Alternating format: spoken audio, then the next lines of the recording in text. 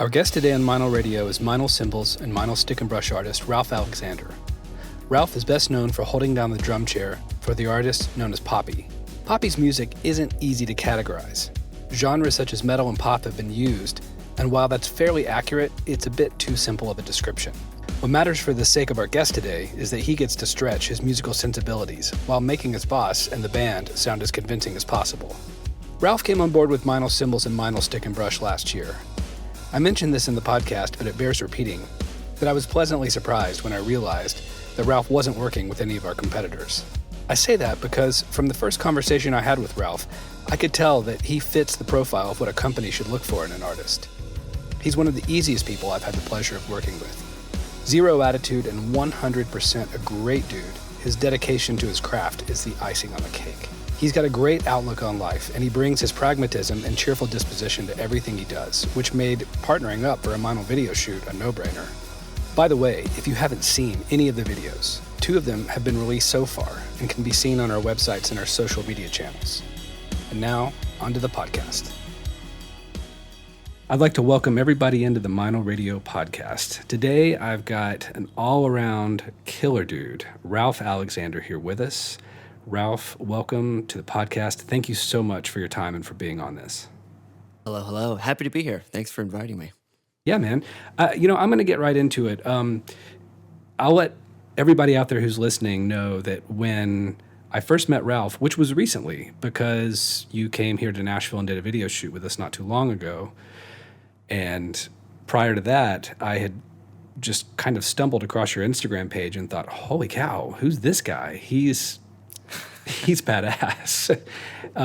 And I was really shocked to find out that you weren't officially working with the cymbal company. So I kind of feel like I scored, dude. Yes, that was probably the best DM I've ever gotten.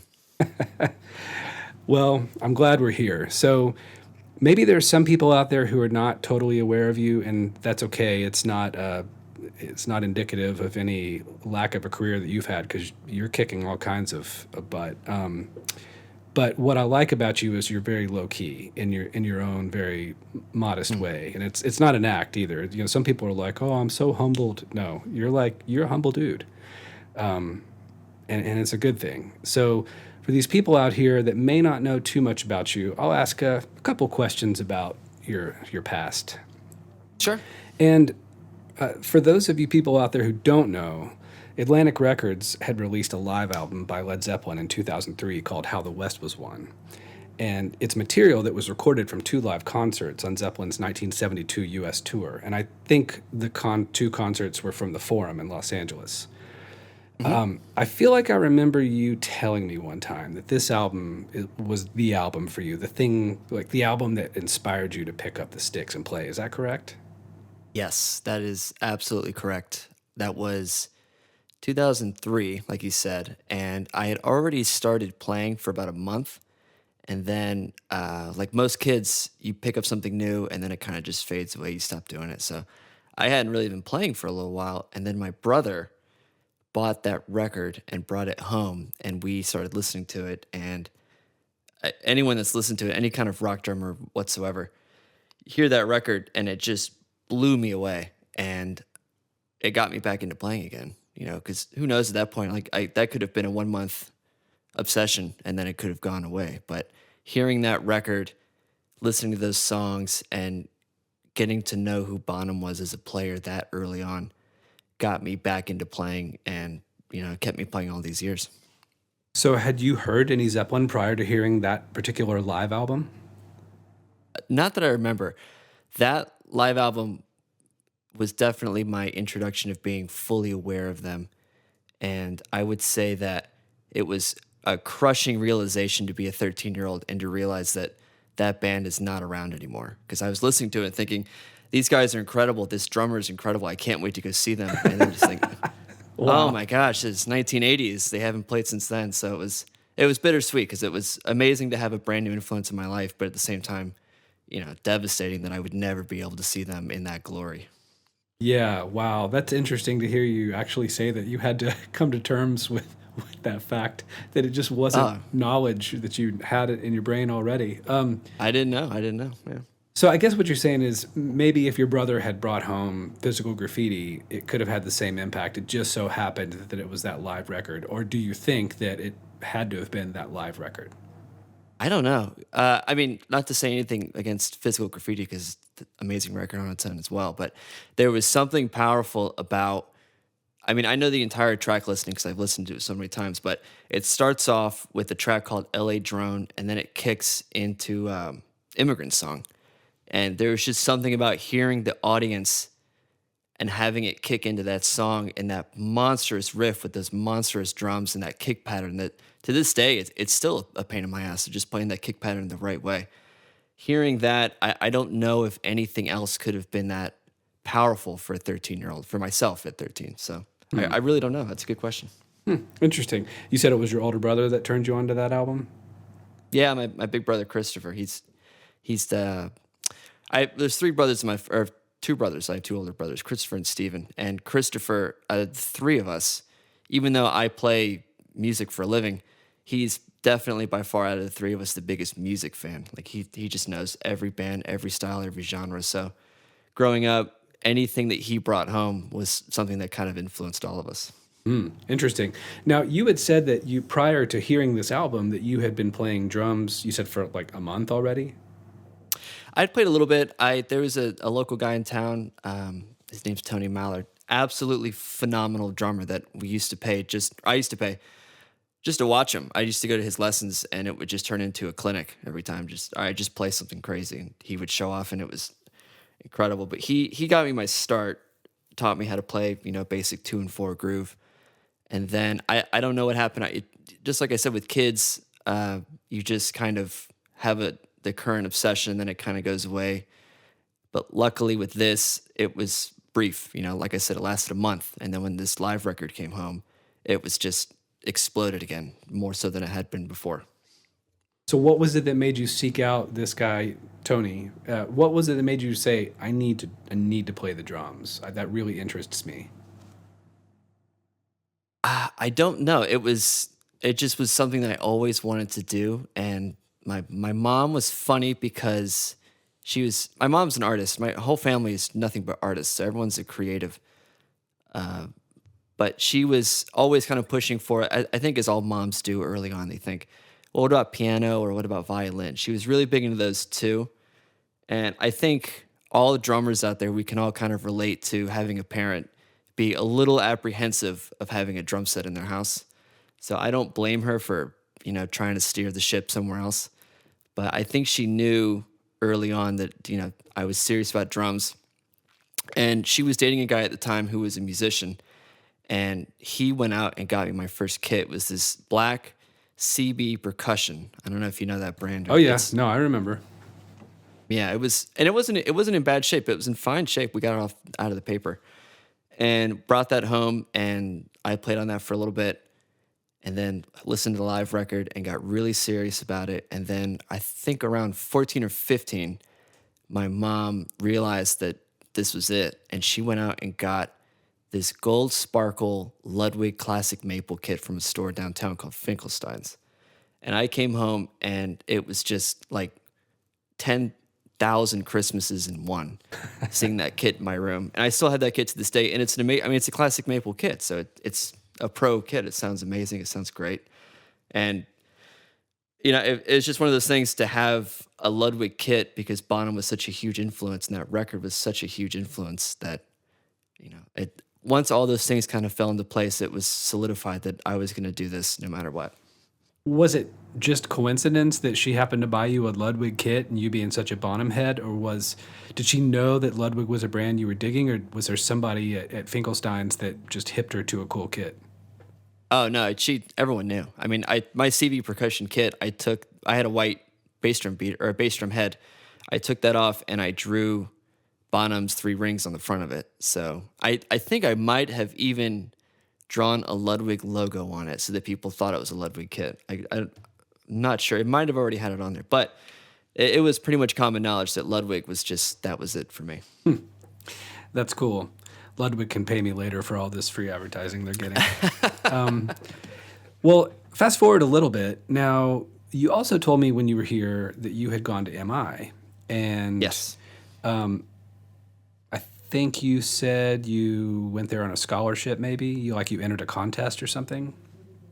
I did. That was the end of 2009. I was here in my hometown, and I was in a bit of a rut. I was playing in a bunch of bands and having a great time, but I felt like I was a bit directionless. Like I needed something to happen. And I had gone out to California to visit my mother, and we had gone out for a drive just to, sightsee. I'd never been to Hollywood before, and we drove through Hollywood. And for those who have been near or at the MI campus, know that it's right on Hollywood Boulevard, right by the Chinese Theater. It's in the iconic spot of Los Angeles. And I saw the big sign for the school, and what I remember specifically was, I don't know if you remember this, but Ray Luzier used to do this MI ad in all of the Modern Drummer magazines back in the day. Mm-hmm. It was way back when he was playing Orange County. I can't remember what kit he was playing before he was playing Pearl, but it was that long ago. I think it was back when he was David Lee Roth or something. But I used to see that ad all the time because I used to go read magazines at Barnes and Noble as a kid after school. So I put two and two together and thought, oh, that's the school that this guy is always talking about. I never even heard him play before. I just knew that this was a drummer that went to this school and there was an ad for it all the time. So I went and did a tour, realized that it was insanely expensive and that I would never be able to afford it. Because at that time I was 19, so it was on me to figure something out. And they said, well, look, we're doing this full ride scholarship competition where you submit a video, you get votes for it, and if you get into the top 10, then we fly you out to back here, and you compete. So I went home. This is like the beginning of me getting serious about things that I wanted to accomplish. Because up until that point, you're just a kid. You don't understand goals and setting goals and meeting goals and stuff like that. But this was the first time that I thought, I want this. I need to get this. This is my ticket to do what I want to do. So I went home. I made a video, recorded it, videotaped it. I got votes for it. I got the news to cover it. I got people to go to my profile every day because you had to vote every single day. It was crazy. And then I think out of 6,000 worldwide submissions, they picked 10. They called me and they picked 9 other people. I think it was 2 drummers, a keyboard player, 3 guitarists, a handful of singers, and a bassist. And so it was everybody. And then we had to play with a house band. You had to pick 2 songs, go on stage and play it in front of a panel of judges that were the teachers at the school. And they announced the winners that night. After it was done, they came out and said first, second, and third. And I ended up getting first place, which was a full ride and $10,000 for living expenses. And I think that was a surreal experience to begin with. But I think the process after that was a month's time where I had gone from being here, working at this restaurant that I worked at, to being in Hollywood, going to school there. And it's the most surreal month span I think I'll ever have in my life, coming from here and going to there. But yeah. I was there and I was learning and I was becoming who I wanted to be. That's amazing. That's great. And then was there anybody that helped you get your entry together? When you submitted your materials, was there anybody that helped you figure out what to do, or did you just kind of do it all on your own? There was one guy, his name's Mike Nalloway, and I owe him enormous amount of gratitude because he had his studio. He let me come over. He let me set up. He recorded me for free. He let me use his cameras, and then I had to kind of learn how to edit and put everything together myself. But he understood that what this meant and what this was going to do for me, and I owe him forever for the rest of my life. That's awesome. His name's Mike? Mike Nalloway. Yeah, he's an amazing guitarist and songwriter and drummer, too. Nice. Well, it's interesting about MI.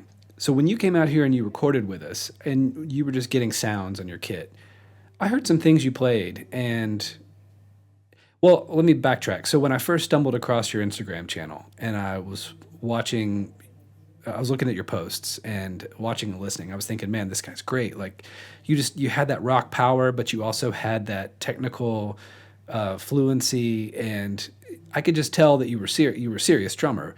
But then when you came here and you played, I heard you just playing some things that told me even more how much technique you actually do have versus maybe what you might play in more of your straight up rock situations.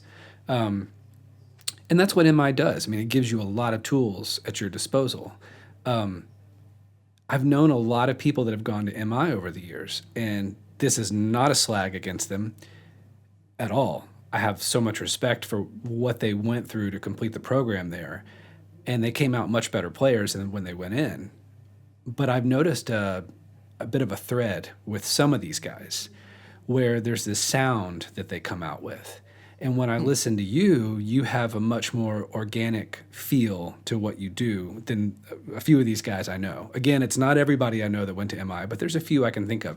And I say this because I lived in Hollywood for years, and I lived in this building that had in the basement of this apartment building, there were lockout rehearsal spaces and 24/7 lockouts. So there were all these musicians in like 19, 20, 21-year-old kids living there. And a lot of them went to MI, and they'd come back and they'd practice their instrument in the basement. And so I got to know them. I got to hear them. My point is that I think I've got a pretty good handle on it, but you have a much more organic feel to you. And so I wonder, did you feel a little bit different from your fellow classmates while you were there? Were there more common threads that you shared?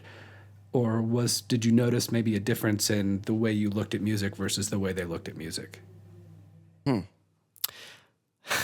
Well, first of all, that's a very nice compliment. I really appreciate that. That's a really great question. I'm curious. I would love to hear an example of what you're talking about with MI players. But I think the thing with MI is that that place gives you unlimited access to so many different styles and so many different genres.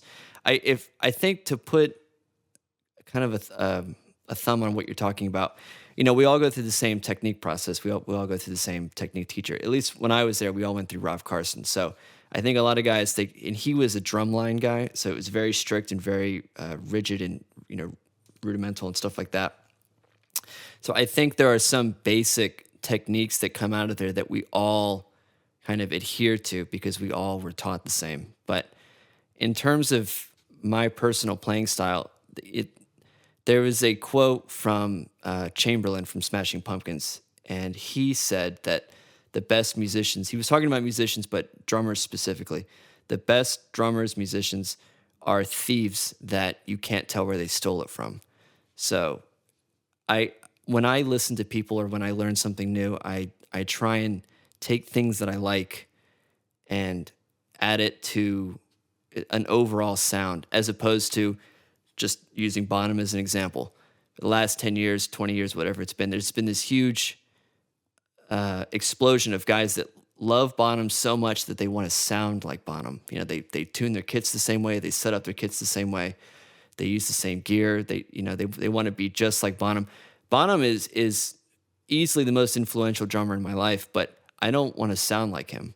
I want to take things that I respect and things that I admire that he's done and that he played, take them and then make them my own in the humblest of ways, because obviously he's a god. But I would say that to answer your overall question, I learned so many different things at MI and so many valuable lessons and techniques and styles and approaches that I just tried to take what I enjoyed the most and what I gravitated towards the most and combine them into, my own thing. It's kind of like, there was a great example there. They would say it's your toolbox, right? So you learn, in technique class or in Latin class or in rock class or metal class, whatever class you're in, you're acquiring different tools to put into your tool bag so that when you're out on a gig or in a session or whatever it is, and you need, all of a sudden I have to play this. All right, well, I have that tool because I learned it here. You grab it, you use it. Okay, now I need to use this tool for this part of the song, that kind of thing. So I guess to answer your overall question, which is a very deep question, to be honest with you. Sorry. That's why it's hard to answer it. It's a thinker. I would just say I just try and take things that I respond to, and I try and use them to the best of my ability. And it's just an amalgamation of a bunch of different styles and genres. Yeah, that makes total sense. Well, regarding that very deep question, let me just ask you one quick question based off of that. So, with all of your fellow classmates there, did you feel a musical affinity with them when you would talk shop or talk about music? Or if you tried to discuss bands that you liked, drummers that you liked, songs that you liked, was there a divide or was it pretty similar?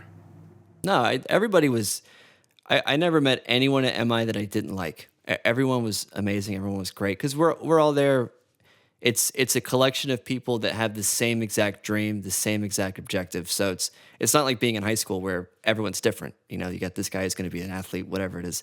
In MI, we're all there for the exact same purpose and for the exact same goal. So everyone was super cool. We all had the same overall goal in terms of stylistically. Who were you hanging out with? We had a thing every week called LPW, which was a live performance workshop. And they had that for every genre. So you had the jazz one, you had the Latin one, you had the rock one, metal one, whatever it is, classic rock.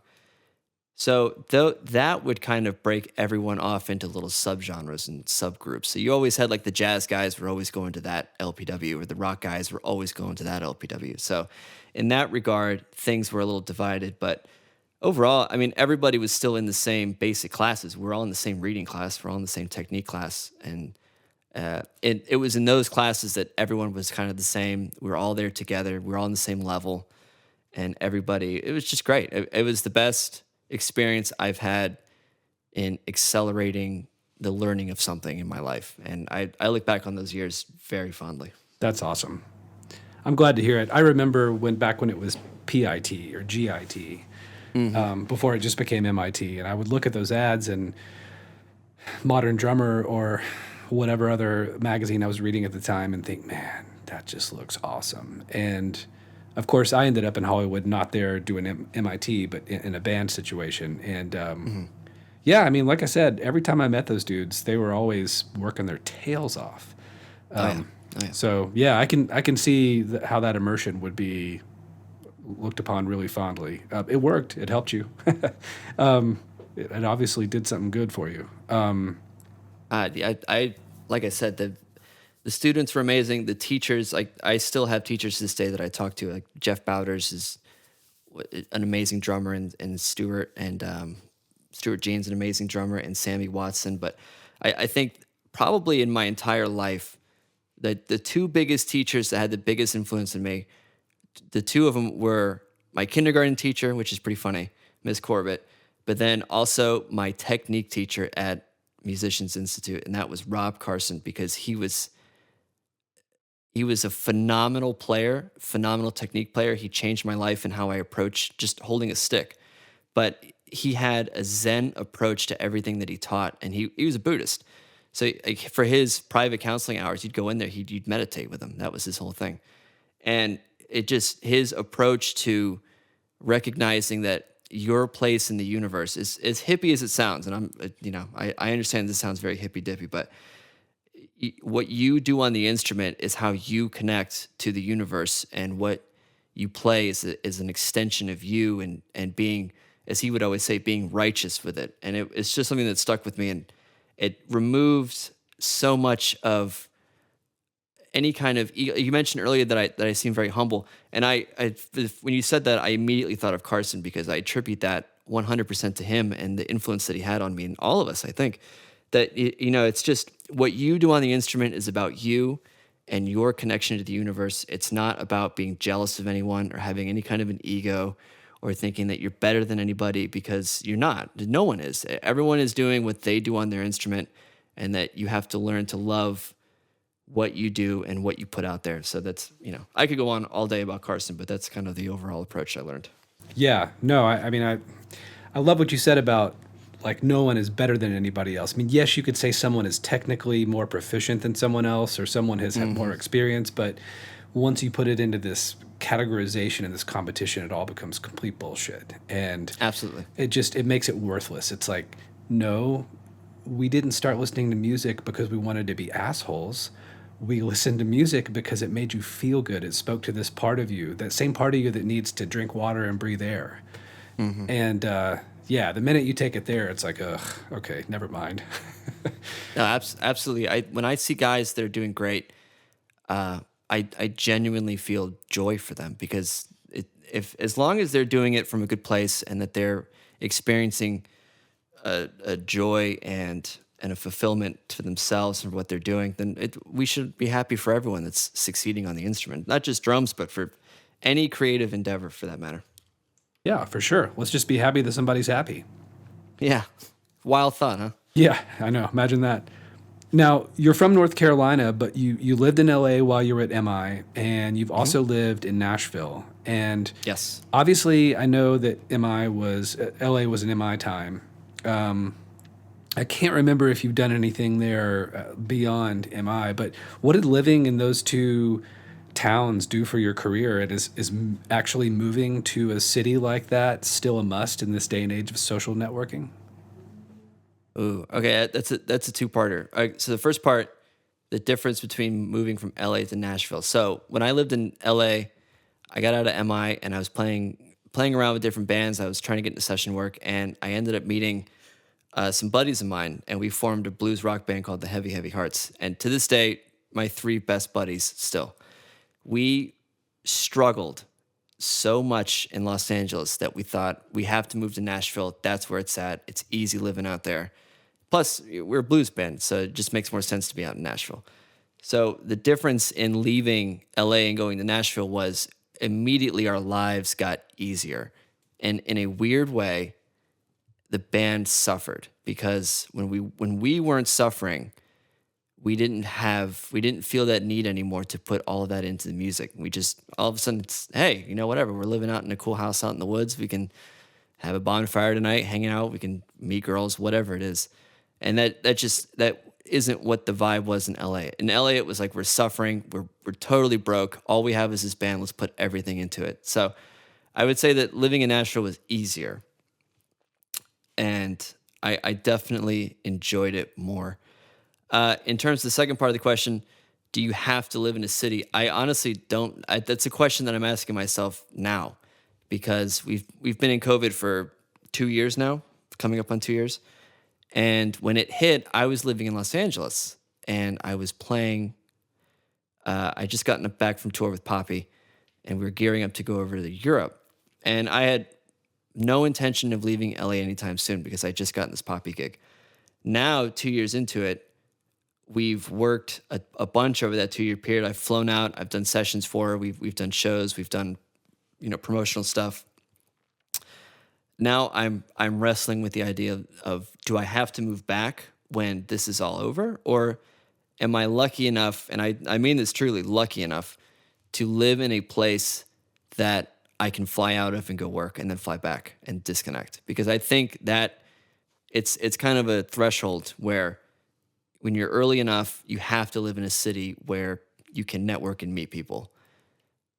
And then you get to a certain point, which I hope I'm lucky enough that I'm at, where you can live anywhere and they will call you and you can go work. So to be honest, I really can't answer that. I don't know. I don't know if that's the case yet for people in general, but I would say for anyone listening that wants to get into it, I think 100% you have to live in a city where there are connections to be made, because you're just not going to meet people in your hometown if your hometown isn't a major music city. Interesting. Now, you also told me, we were having coffee the first time we met, and you had mentioned that you've spent time between playing drums in a touring band, and I think you also did a stint or two drum teching at one point just to make ends meet when you were in between gigs.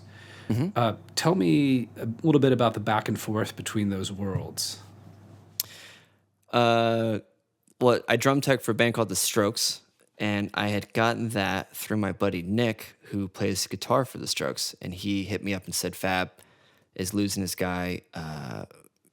Fab. I'd already met Fab a few times, and he knew that I was a drummer. So anyway, they brought me on, and the funny thing about that is that I'd never drum teched before in my life, so I had no idea what to expect. And I showed up to New York, and a buddy of mine, Paul, he tells me the story all the time, because the first time I met you, I hated you because you were this kid who showed up to tech the first day and never done it before. And he goes, and I'd been teching for, whatever, how many years.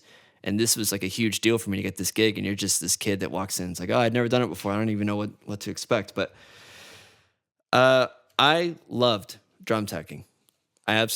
When it comes to that kind of gear side, like setting stuff up and really getting specific with it and getting stuff to sound really good, I loved it. And I loved working with Fab. He was an amazing drummer in the style that he had and the style that he took and approached with the strokes, and getting to watch how a band like that works, and getting to watch how at that point he was the most professional drummer that I'd ever seen before, and up close and personal. And to be on stage and to watch them from right behind the amps, because I was right next to his drum riser, doing that was an amazing experience for me. But I think your question was going back to playing. I love drum teching, and I could still be doing it, and I would enjoy doing it, but I knew that it wasn't something that I wanted to do forever, so I didn't want to do it for too long, because I think you can get sucked into it, because it's great money, and you get to travel, and it's relatively stress-free. You know, you're not the one that's going on stage. You get to set up and hang out and go to all these places, and then someone else has to do the stressful job, whatever it is. So I wanted to do it long enough to learn from it and enjoy it, but then I knew that I had to make the choice to, not do it anymore and to focus solely on myself, because, I want to be the guy playing. I want to be the guy up on stage. And I appreciate that experience, because every time that I've worked with a crew guy now, I always just, kind of make it known, like, hey, I've been on a crew. I appreciate you. I appreciate what you're doing. I know it's hard work. I've done it. I've been there. So to me, it's kind of like working at a restaurant. Everyone says that everyone should work at a restaurant at some point, just so they're appreciative of wait staff. I think working on a crew is a good experience for a musician, because it really shows you just how much those guys work before you even get to the stage, and well after you've left the stage, they're still working. So Yeah. I appreciated the experience just to be appreciative of them, of crew. So I really enjoyed it. There's a great quote, and I know you know it, by Henry Rollins, where he's talking about the stage crew and what they go through on a daily basis versus what the musician may go through on a daily basis. And it's kind of a long quote. I can't even paraphrase it, but if anybody out there can find it, just Google Henry Rollins stage crew quote or Henry Rollins roadie quote and just read it. It's gold. And it'll give you a great, if you ever get into that situation where you are working with crew, you have a drum tech, you have a front of house guy, monitor guy, anybody that works with your band. If you read that quote ahead of time, it will prepare you on how to treat that person. It'll give you Absolutely a lot of appreciation. So moving on, now your gig right now that you mentioned earlier is Poppy, and for anybody that doesn't know, Poppy is a singer-songwriter and not necessarily in the very low-key coffee house sense. I mean, she runs the gamut of all kinds of styles, and she's had quite the career that's involved a YouTube channel and her being in the spotlight as a musician as well, and the music can be really heavy. Now, how did you get that gig? Just tell us that. I was in a band called The Dose, which was this two-piece band, which is a whole other story. But the whole thing with that band was that it was a two-piece band, and I was doing the whole bass thing with my foot and playing the kit. And we were at a management company called MDDN, which is founded by the Madden brothers from Good Charlotte. And I had cultivated a good relationship with those guys. I always enjoyed working with them. And then when the band itself, I left, the band fell apart. The guys at Madden, through those years of working with them, I guess they just kind of kept me in mind. And a buddy of mine is a producer over there. His name's Keith Nelson. He was talking to Poppy's manager, who was my manager, and her previous band had left or been let go or whatever the story is. And they were putting together a new band, and they called me up and asked me if I was into it. And the interesting thing was that I was 2 days away from moving back to Nashville. My drums were packed, my room was packed, I was ready to go. And then I got that call to go do the gig, and I thought, well, I guess I'm staying here again. So So wait, when you had moved back to Nashville with the blues band, and then you went back to Los Angeles. yep, yep. And did you go to back to Los Angeles for a particular purpose at that time? Yes, I got offered to do the Dose or to form a band with the other half of the Dose, name's Indio. So I did that, and then CRX was another band that I was doing with Nick from The Strokes. Both of those bands were formed pretty much at the exact same time. So I had the offer to go back and to do those, and that's why I moved back. Gotcha. Okay. And you were about to move back to Nashville. And why were you about to move back to Nashville? Because both of those bands had pretty much run their course. The Dose was over. I'd quit that. And CRX had kind of morphed more into a creative recording process or outlet and not so much a live band anymore. And that wasn't something that I wanted to be a part of. I want to play live. I wanted to do shows. So both of those had kind of wound down, and I needed to change it. I didn't have a gig for 2 months or maybe 3 months. I was just kind of sitting around. And it wasn't until, like I said, the very, very last minute before I was about to leave that I got called for Poppy. Wow. I love how that works. It's crazy. Absolutely crazy. Is there... And I'm sorry, go ahead. No, I was just going to say it's crazy because it's the best gig I've ever had. And to have that come at the last second is just the way that, to go back to Rob Carson, the way that the universe works is just, it still blows my mind to this day how things work out. The famous American novelist Hunter S. Thompson, I should say journalist, he once referred to that as instead of like calling it whatever, the universe or God, or he called it the Great Magnet.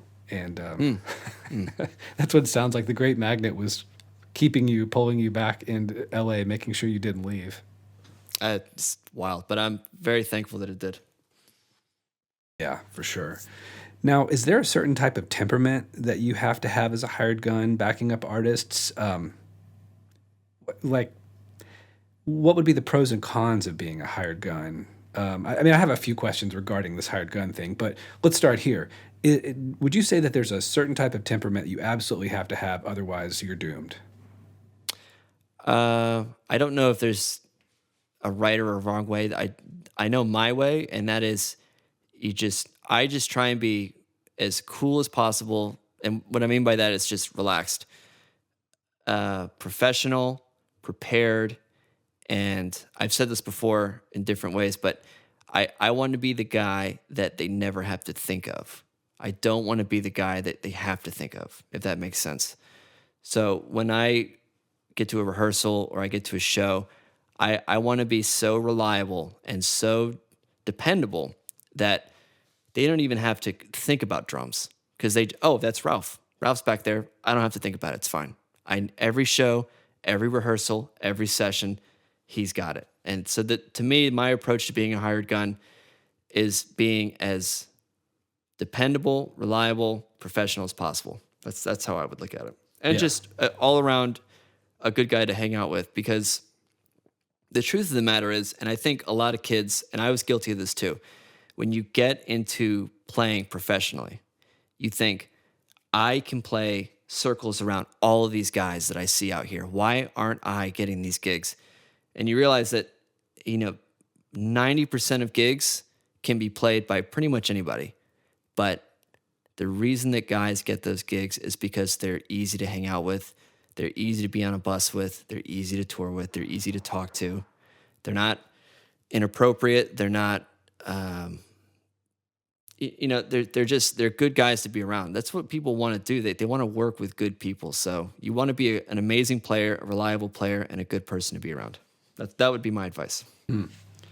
What are the pros and cons of being a hired gun versus, say, like being in a band situation? At this point, I would say I like being a hired gun.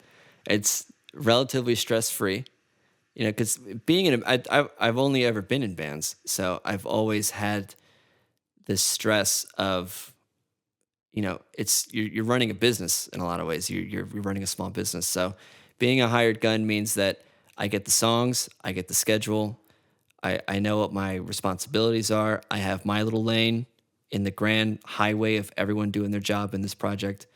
And I just show up, I do my job, I do it as perfect as I possibly can, and then I go home. And I don't have to worry about things after that. So in terms of cons, especially for this gig, there really aren't any. It's like a unicorn gig where I can't think of anything that is a con at this point. So it's all been good for me. You said this is your first hired gun gig? First time, yeah. Okay. Because I was going to ask you, have you ever seen a fellow hired gun fail and why? But at this point, it sounds like it's all been pretty smooth sailing. So maybe we'll catch up on that question in a few years. When you were here in Nashville recording videos with us, you had told me how 2020 and 2021 had affected you. And it was really interesting to hear. And I wondered if you wouldn't mind sharing that with me again for everybody else listening so that they can hear it. Because when I was listening to you talk about what this whole pandemic has been like for you, I've heard a lot of tales of misery. I've also heard a lot of tales of absolute good stuff. And you had a really positive story to tell me about how it had been for you. And like you had decided what you were going to do with this time. Mm-hmm. Do you mind sharing that? Of course. I'll preface this by saying that I have been extremely fortunate throughout this entire ordeal that we've all been through. So there are definitely people out there that they weren't as lucky as I was and that didn't have the good fortune that I've had and the setup that I've had here with my family. So for those that are out there, they're listening that had a rough time during it, that's no fault of their own. It's just, it was crazy for everybody. But for me personally, I was lucky that I have a setup here in North Carolina with my family where I was able to set up a studio and practice and have my gear here. And within those, in that kind of luxury of a setup, I decided early on that I didn't want to come out of COVID being the same player. It's one thing if you come out worse. That's a huge loss. But to me, it's just as bad as if you come out of COVID the same player. That's just as bad. I knew that with all this time that we were all collectively going into, that I wanted to come out better than I've ever been before. Because that's all we have is time, right? When all of this hit, everybody was in the same exact position, right? Nobody was doing anything. So there wasn't any pressure. I personally didn't feel any pressure that I had felt for 15 years at that point of I got to stay on it. I got to be, tight. I got to be practicing. I got to make sure that I'm doing this, this, and this because this might come up or that might come up. There's nothing coming up, right? Everything's shut down. So I took that as kind of a vacation from just worry and stress about career stuff and got back to, okay, so what is it about this instrument that I love so much? So I completely deconstructed my kit. I took everything down and I identified all of the weaknesses that I knew that I had for years, but didn't want to address. Mainly, this is the big one for me, is feet, my foot technique. I had always been extremely insecure about. And what I did is that I took the whole kit apart. I went down to a drum throne and I put a mirror up, I put a camera up, and I looked, okay, how high am I sitting? Okay, I'm sitting too high. How far back or how close am I sitting to the kick drum? I'm sitting way too close. Okay, so what do I need to do? I need to lower the throne, I need to push it back a little bit, and then all of a sudden, things started feeling a lot better. Techniques started feeling a lot better. And a tip that I learned that I think is an amazing tip that I'm not sure if people talk about. When you want to change something in your playing, a lot of times people will go to, and I've done this myself, okay, well, who's the best drummer that does that the best? So if you I want to get my feet faster, people say, okay, I'm going to go watch a bunch of Thomas Lang videos, or I'm going to go watch a bunch of Dave Lombardo videos, or I'm going to go watch Name Your Drummer That's Fast Feet drummers videos. What I did, and I think is a healthy tip, I watched a dozen drummers that had different techniques, and I averaged out everyone's specific settings. So the average drummer that was playing the way that I wanted to play, they sat a little bit lower. The average drummer that played the way I wanted to play, they sat back a little bit. The average drummer, out of all of those drummers, the average one had their beaters back this high, or their tension was this tight, or their pedal was at this angle, whatever it is. I took all of those drummers, I averaged them out, and I completely reinvented my foot technique. And it took 9 months to a year. I mean, I'm still working on it to this day, of just overcoming what was a huge insecurity for me with my feet. So going into all of this time, I knew that there were things I wanted to change, and I knew I wanted to make the best of it and not sit around, as fun as that would be to sit around in a beach town and go to the beach every day, which I did a few times. I knew that there was work to be done and that I wanted to be a better player coming out of it, because how else are we going to use all of this time that is a truly terrible period of time? And to just make it something that now when I look back on COVID, I can say, okay, that was the period that I totally changed my foot technique, and now I feel comfortable as a player. So that was my whole approach. Dude, that's awesome. I love it. I've got one more question for you, and maybe this is a pretty easy one to answer, and then we'll be off and on our own ways. How much has social media been a factor in your career to this point? Has it been something you value? Are you good at it? Do you need to work at it? Man, that's a tough one. I would say that for a long time, I had almost an allergic reaction to it, where I didn't want to be one of those guys that, posted a bunch of covers. Like, to me, with social media, my entire approach to it, and I don't have a huge following, I have a modest following at this point, but my approach has always been quality over quantity, because I think you go to some people's pages and it's just talking about Instagram, you scroll down and it's just, 300,000 drum videos, and you don't know which one is which. You don't know what's what, or what you're clicking on, whatever that is. So my whole approach to my personal social media is I post things that, first of all, I want to play and that I enjoy playing, and that I think people hopefully will enjoy. But that's such a tough one, because there's so many things that go into social media. But I would say that being with companies now, like being with you guys and being with a drum company and being with, Meinl Stick and Brush and all that stuff, I enjoy social media a lot more now, because I genuinely like talking about the stuff that I'm playing. And there's a sense of just being proud of, being with you guys, being with Meinl. I'm very proud of that. So I want to share that, and I want to share how much I love the cymbals that I'm playing now, and how much I love the drums that I get to play now, and the sticks that I get to play. So for me, social media has changed from being something that I felt I had to do to something that I actually enjoy doing, because, I'll post a story or a video, and I'll get people that'll, send me a message and say, hey, what do you think about that Meinl ride? Or how about those hats? Or what's the stack you're using over on the right side? And we'll exchange information about that for, an hour, talk about cymbals. Or they'll ask me about, what snare is that? Or, to me, that's much more fulfilling than it was back in the day of just, God, I hope somebody watches my Slayer cover video.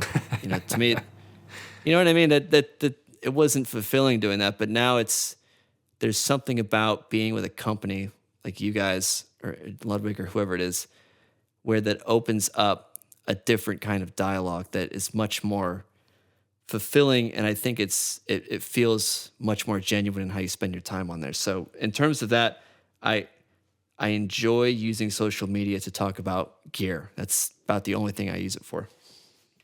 Yeah. Well, I'm glad you're answering questions about Meinl, by God.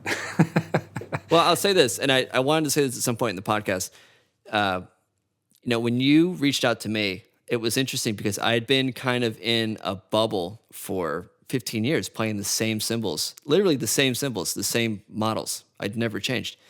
And jumping on with you guys and seeing like, oh, okay, there's this other possibility out there. There's this other brand of people that are doing this, and they're doing it, the innovation that you guys are doing with your cymbals and everything. It's just, I'm so grateful that you had reached out to me and kind of taken me out of my little bubble, and just in terms of cymbals, and shown me that there is just such a, like, the amount of growth that you guys had in 15 years since I last played a Meinl cymbal, for that matter. It's been a lot of fun to kind of get to know you guys again and to be part of the Meinl family, and I'm just very grateful.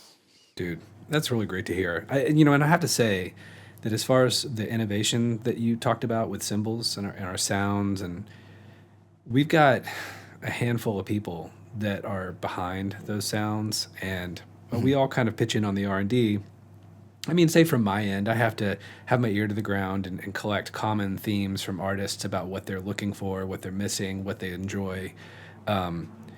My colleague in Germany, Norbert, he has to do the same. And then there's sales guys, sales managers, people who listen to what the dealers are talking about, and the dealers talk about what their customers are talking about. So it all kind of comes together, coalesces into this sort of group think tank.